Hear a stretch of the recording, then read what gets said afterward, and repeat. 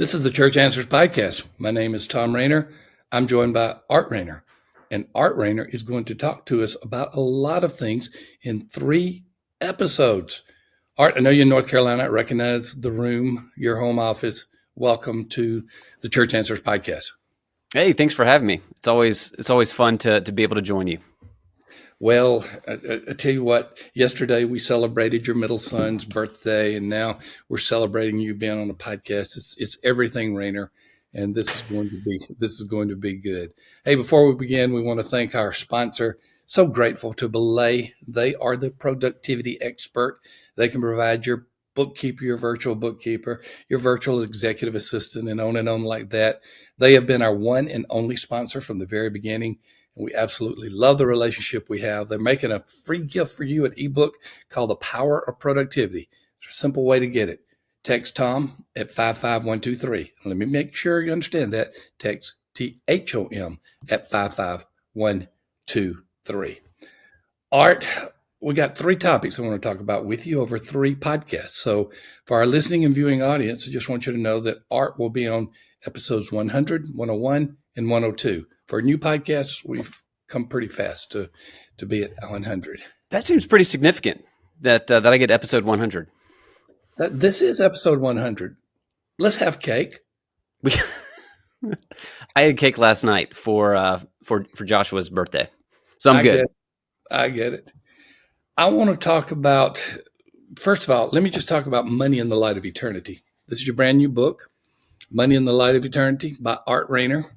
Incredible book. I just want you to know that we have our copy here. And I tell you what, I'll do this on my own. I won't even ask Alana to do it. We will give away 5 copies of this book. We'll give away 5 copies of this book. And all you have to do is be one of the first 5 to write hope@churchanswers.com. hope@churchanswers.com. And I'll be waiting to get that, and we'll send 5 copies to you. Money in the Light of Eternity. Art, I want to talk about this from a pastor's point of view. You've served on a local church. You served in a local church. You've served in a seminary, and now you have your own organization, Christian Money Solutions. I want to talk about 2 things. I want to talk about what is Christian Money Solutions, and then I want to talk about how pastors sometimes struggle with the issue of money, because you've been in a lot of churches working on that. Let's talk about Christian Money Solutions before we get to the second part of it. What is that? The mission behind Christian Money Solutions is pretty simple. We want to help people discover and pursue God's design for money. So discover, we believe that the Bible talks quite a bit about money. Jesus spoke on the topic more than any other while he was on earth. And so we want to help people understand what the Bible has to say about money, but then we don't want to just leave them there. We want to provide them practical ways to pursue God's design for money. So it's a very biblical approach to finances that we take, and we provide content and resources for the local church. And I want our listener and viewer to make certain you capture all 3 of these episodes, because in episode 102, we're going to talk about one person in your church that can make a difference. We'll talk about the certified financial planner later on, but we're getting ahead of ourselves. Okay, so Christian Money Solutions, clearly defined. Your purpose statement is dead on. Everybody gets that. Let's get to the brass tacks. Pastors have trouble talking about money. Why? Well, there could be quite a few reasons. One, maybe they're struggling with finances themselves, and so they don't feel equipped to be able to get up there and lead their congregation. Some pastors are aware that when you talk about money, you're going to step on some toes, that it can make some people uncomfortable, and that's because we're talking about a heart issue when you're talking about money. Other pastors are concerned that they will be perceived as basically fundraising for their own salary. They don't want to be perceived as a fundraiser up there. And so there are a number of different reasons that can cause a pastor to be hesitant to talk about this very important issue of money. All right. So you have a pastor that is hesitant. Any of those reasons, combination of those reasons. What do you, you're consulting with a pastor. I know you go into churches quite often. You talk to congregations, but what do you tell these pastors? How do you get them away from that inhibition or fear of talking about money? Yeah, I would first of all remind them that the Bible, as we've already mentioned, talks about this topic of money extensively. And so to teach your congregation the Bible is to talk about money. You can't avoid that topic. And then I'd also remind them that it's not that you're wanting to take something from them.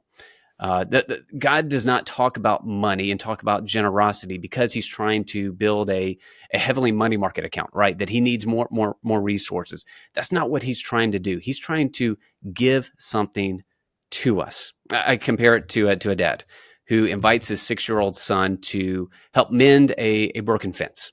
Now, does the dad actually need that 6-year-old son's help? No.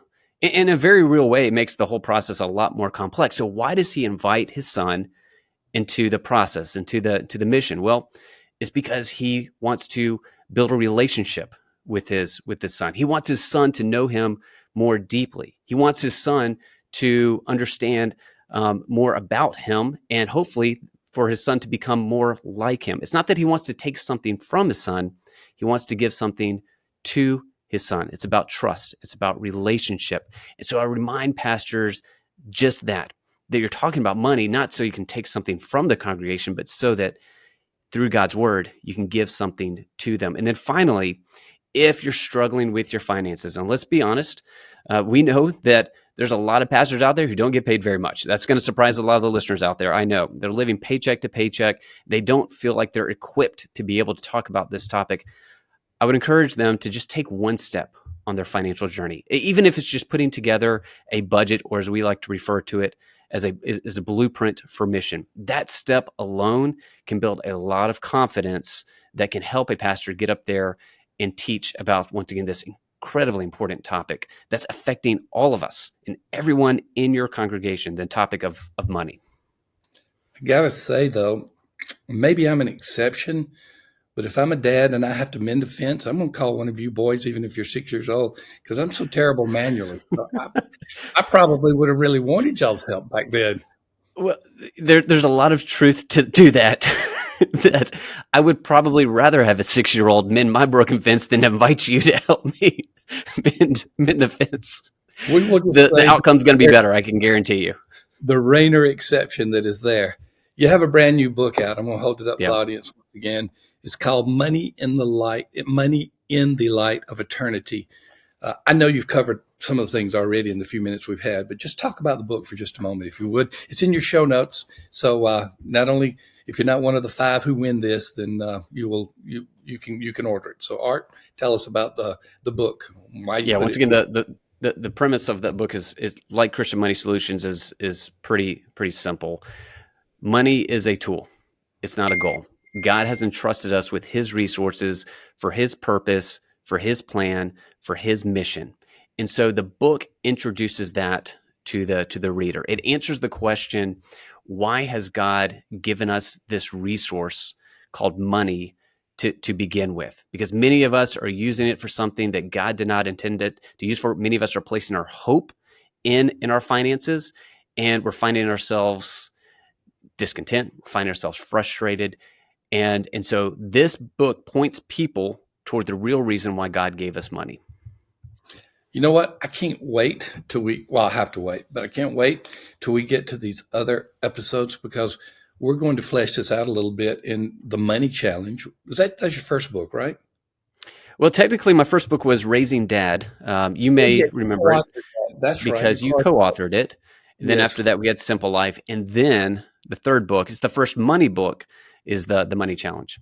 Yeah, I should have clarified that. I did remember that you and I wrote a couple of books together.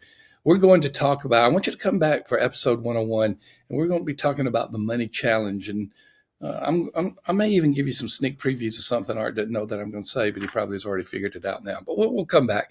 I want to thank you, the listener, the viewer at YouTube, for being a part of the Church Answers podcast. We love you. We appreciate you.